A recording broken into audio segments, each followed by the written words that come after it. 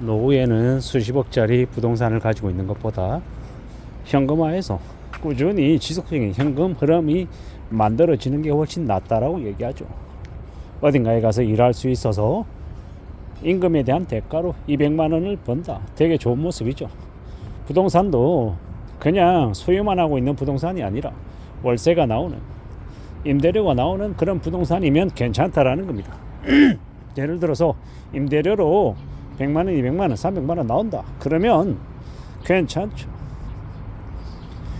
예를 들어서 아파트를 가지고 있는데 뭐 10억짜리, 15억짜리 아파트다.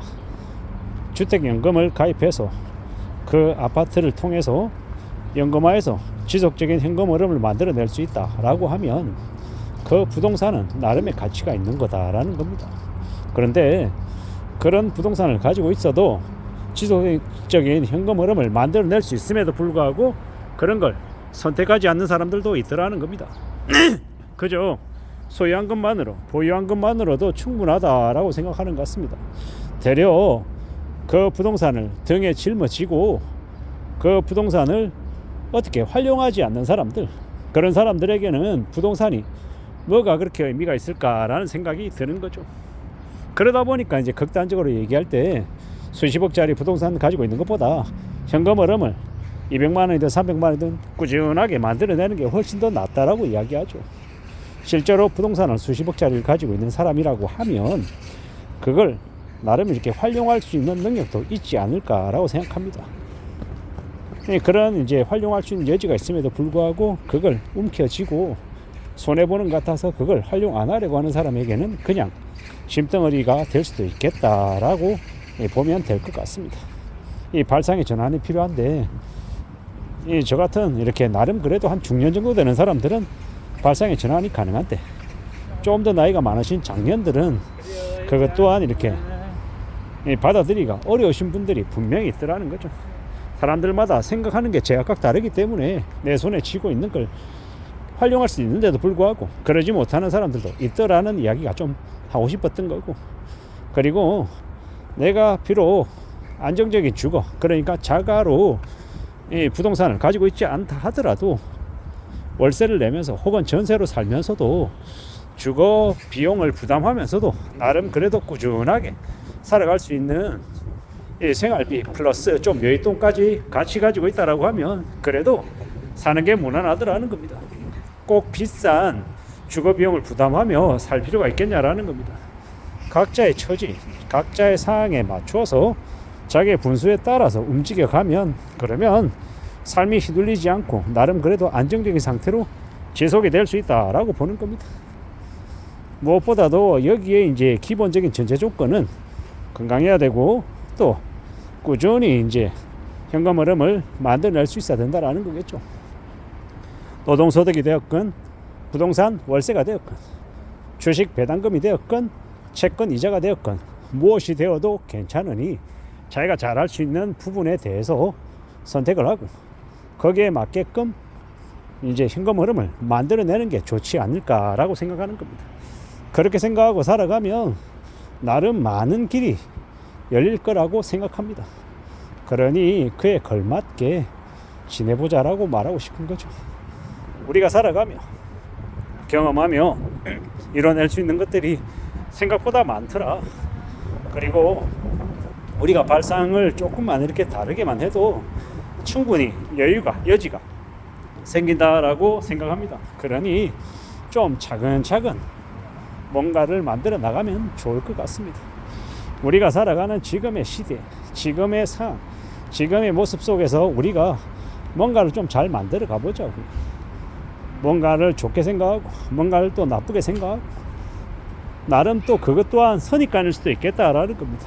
좀 더 유연하게 접근하면 우리가 활용할 수 있는 것들이 충분히 있을 거라고 봅니다. 그러니 그런 것들도 좀 궁리하면서 살펴보면서 지내는 게 좋겠습니다. 그러면 좀 더 나아지지 않을까라고 생각하는 거죠. 지금의 시대에 많은 사람들이 경제 상황이 예사롭지 않아서 많이 힘겹다, 많이 어렵다라는 말을 하죠.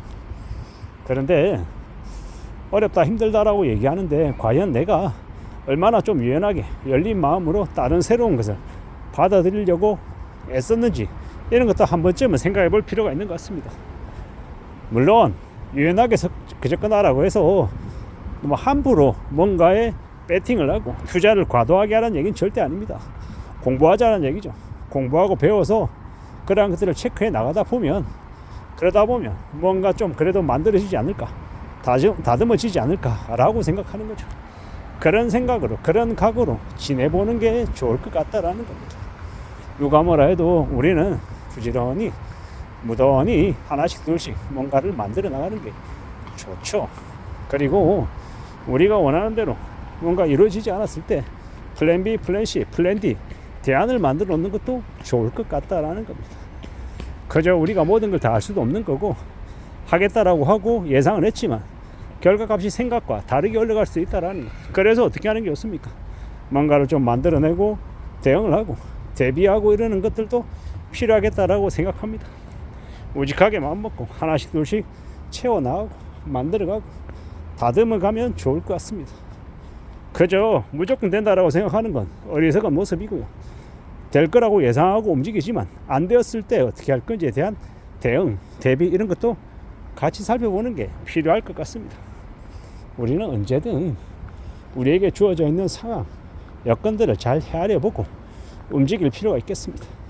뭔가를 좀 더 잘 만들어보자, 좋게 만들어보자, 개선시켜 나가보자, 좀 더 나아지게 해보자, 뭐 이런 이야기를 하고 싶은 겁니다. 좀 더 유연하게 뭔가를 대비하고 대응하면서 가면, 그러면 내 앞에 하나의 길이 아니라 여러 가지의 길이 펼쳐질 수도 있겠구나 라고 생각하는 겁니다. 그런 마음으로 좀 넓게 생각하고 움직이는 게 좋을 것 같습니다.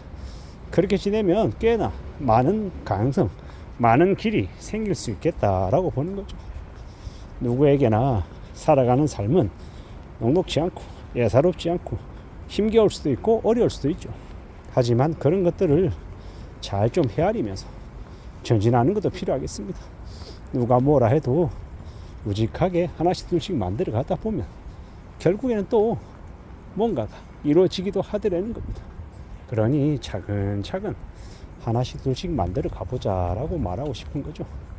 누가 뭐라 해도 내가 살아가면서 내가 만들어 가는 거, 아니면 또 리셋시키고 또 새로 해 나가면 되는 거고, 그런 여러 가지 유연한 모습 속에서 우리의 길이 좀 더 생기지 않을까라고 보는 겁니다.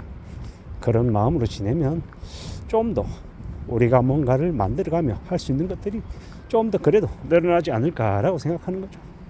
그런 생각으로, 그런 각오로 하루하루를 살아가면 좋을 것 같습니다. 이상입니다.